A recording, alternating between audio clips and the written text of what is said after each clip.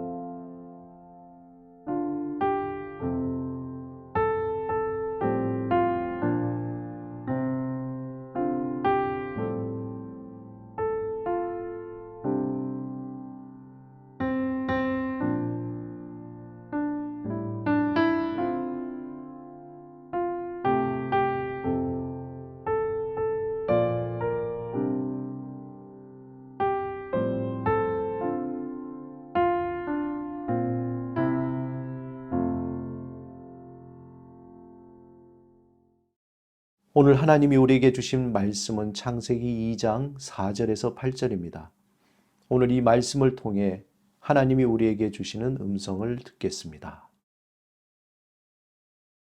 이것이 천지가 창조될 때에 하늘과 땅의 내력이니 여호와 하나님이 땅과 하늘을 만드시던 날에 여호와 하나님이 땅에 비를 내리지 아니하셨고 땅을 갈 사람도 없었으므로 들에는 초목이 아직 없었고 밭에는 채소가 나지 아니하였으며 안개만 땅에서 올라와 온 지면을 적셨더라. 여호와 하나님이 땅의 흙으로 사람을 지으시고 생기를 그 코에 불어 넣으시니 사람이 생명이 되니라. 여호와 하나님이 동방의 에덴의 동산을 창설하시고 그 지으신 사람을 거기 두시니라.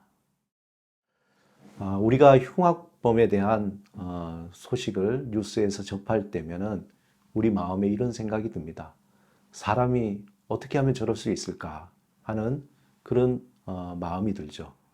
또 인면수심이라는 말이 있습니다. 겉은 사람이지만 사람의 얼굴을 하고 있지만 그 속은 마치 짐승과 같다는 말입니다. 우리는 이러한 인간 같지만 인간 같지 않은 어떤 그러한 사람들을 볼 때에 고개를 절레절레 흔들게 됩니다. 동시에 정말 인간이란 무엇인가 라는 그러한 생각을, 그러한 질문을 던져보게 됩니다. 이러한 질문에 개인적인 경험을 담은 한 책이 있습니다. 제목은 산동 수용소인데요. 이 책은 제2차 세계대전이 종식되던 그 즈음에 중국 산동 수용소에 있었던 실화를 바탕으로 쓰여진 책입니다.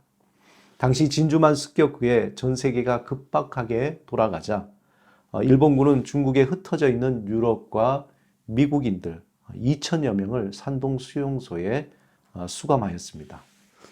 그때에 하버드 대학 철학과를 수석으로 졸업하고 중국 영경대학에서 영어를 가르치던 랭던 길킬은 일본군에 의해서 산동 수용소에 수감이 됩니다.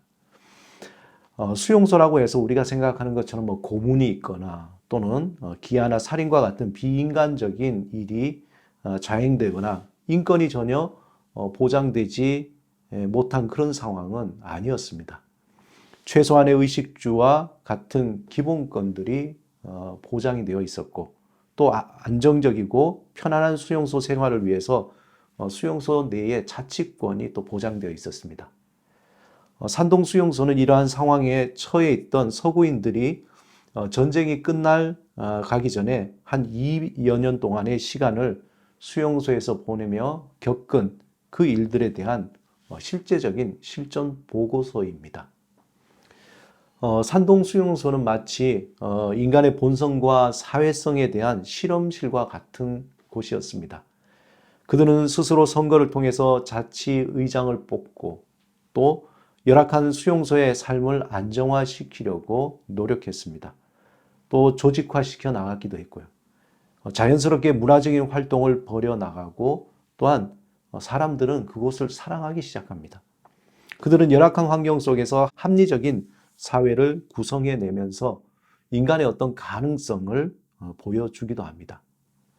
저자인 랭던 길키는 그가 경험하고 또 보았던 인간의 가능성을 통해서 과연 신은 필요한가라는 실존적인 고민에 빠지기도 합니다. 그런데 그렇게 매끈하게 유지될 것만 같았던 그들의 공동체도 결국 이기심과 도덕적인 해이 속에서 점차 위기에 직면하게 됩니다. 어느 정도 사회가 안정되어 가자 뿌리 깊은 자기 중심성들이 막 튀어나오기 시작했습니다. 어느 정도 불안한 생존의 실존적인 문제 앞에서 인간은 어떤 이타적이기보다도 그들의 이기적인 모습이 그대로 표출되었던 것입니다. 이러한 본성은 도덕적 위기를 불러오게 되고 곧 공동체의 생존을 위협하게 됩니다. 다행히 전쟁은 종식이 되고 수용소에도 해방이 되어서 그곳에 수감되었던 모든 사람들이 풀려나오게 됩니다. 랭던 킬기는 당시의 일들에 대해서 비교적 긴 일기를 남겨놓았습니다. 이 책에 보면 알 수 있지만 그는 그 안에서 벌어지는 일들에 대해서 아주 진지하고 또 자신만의 어떤 고민과 성찰을 통해서 과연 인간이라는 것은 어떤 존재인가라는 그런 깊은 질문을 하게 됩니다. 인간의 본성과 인간의 그 연약함, 그리고 결국 신의 필요성, 즉 하나님이 존재해야만이 그 힘에 대해서 자세히 기술을 하고 있었던 것입니다. 인간과 사회와 신과 종교에 대한 이론적으로 서술하지 않고 그가 겪었던 일들을 자세하게 기록하고 그리고 전혀 딱딱하지 않고 마치 소설과 같은 그러한 글이 적혀져 있습니다. 오히려 한편의 소설을 읽는 듯한 그러한 느낌을 주는 이 책은 하나님에 대해서 그리고 구원에 대해서 지금까지 알지 못했던 우리들의 새로운 지평을 열어주는 그러한 책이 됩니다. 오늘 본문 창세기 2장 7절에 보면은 여호와 하나님이 땅의 흙으로 사람을 지으시고 생기를 그 코에 불어넣으시니 사람이 생명이 되니라 이렇게 표현하고 있습니다. 여기에서 이 표현의 히브리 원문에 보면은 두 개의 명사가 사용되고 있는데요. 즉 땅 혹은 흙으로 의미하는 아다마라는 단어와 먼지 혹은 티끌이라는 아파르라는 단어입니다. 말하자면은 우리가 아는 이 하나님의 처음 만든 인간의 모습 아담이라는 것은 아다마의 아파르로 만들어졌다는 것입니다. 다시 말해서 흙의 티끌, 매우 고운 흙으로 만들어졌다는 것입니다. 그래서 고대 이스라엘에 포함한 고대 근동에서 인간이 흙의 먼지 혹은 티끌로 만들어졌다는 것이 일반적인 그러한 사고였습니다. 시편 90편 3절에 보면은 주께서 사람을 티끌로 돌아가게 하시고 말씀하시기를 너희의 인생들은 돌아가리라 하셨으니 그래서 아담이라는 말이 여기서 나온 것이죠. 아담아, 불다, 흙. 사람은 하나님의 흙의 티끌로 만들어졌다는 것입니다. 흙으로 빚은 인간은 하나님의 그 생기가 인간의 코로 들어감을 통해서 생영이 되었습니다. 살아있는 영이 되었던 것이죠. 여기에서 생명의 숨을 의미하는 생명은 살아있는 존재를 말합니다. 한마디로 하나님이 흙을 재료로 하여서 사람의 형체를 만드시고 그 코에 생기를 불어넣으셔서 살아야 움직이는 존재, 생명체가 되었다는 것이 성경의 말씀입니다. 여기서 한 가지 중요한 것은 뭐냐면은 인간의 숨이 하나님으로부터 왔다는 것입니다.